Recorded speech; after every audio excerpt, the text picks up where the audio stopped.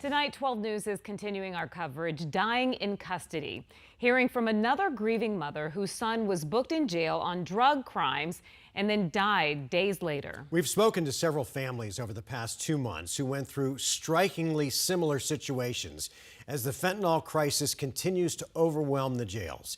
Team 12's Chase Golightly spoke to the mother about what happened and how the sheriff is responding to calls for change.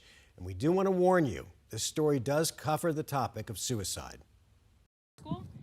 Julie Morris carries a part of her son everywhere. This is Clay's thumbprint. Around her neck and in her heart. Clay loves dirt bikes. He rode bulls. He was a rodeo clown and an all-around good kid. 27-year-old Clay Trobaugh was born in Mesa, Arizona, but when he was in high school, Morris says her son started down a dark path. Clay has been an addict for probably about 10 years. We've been to so many programs and so many halfway houses and so many things that we tried to do to help him get off the street, to try to get jobs, and he just kept going back to the drugs. At that time, Trobaugh had been in and out of jail and prison. Last August, he was picked up on a warrant and police found blue pills in his pants.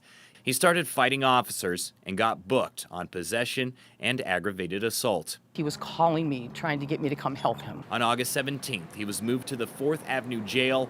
2 days later, Morris got the call that her son was in the hospital and she needed to see him. A call she dreaded. Because I've been waiting for that phone call for such a long time, I didn't believe them and I hung up on them. I didn't want to believe it.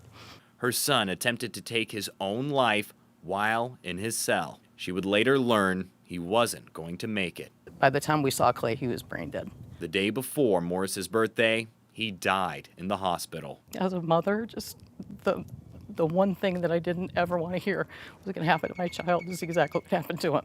Morris waited months to get details from the sheriff's office about what happened, but thanked the detective who helped answer what he could. Still, she's left asking more. There's no closure. County death records show at least 95 inmates have died in MCSO custody since 2020, more than 40 last year alone, driven in part by the fentanyl crisis. Families speaking with 12 News all asking for more transparency.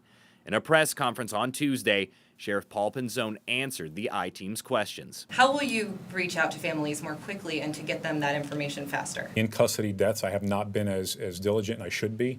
So when it comes to the video related to the loss of life, that's something that I could absolutely be more expeditious with and more respectful to the family. I don't want to cause them more pain or harm, but if they feel that's something that helps them understand what occurred, then that responsibility is mine. Morris and others hoping the sheriff follows through. It would be great if he followed up on that promise. I'd love to see video. I think a lot of parents would like to see these videos that they have in these jails of what happened to their children. In Phoenix, Chase Golightly, 12 News.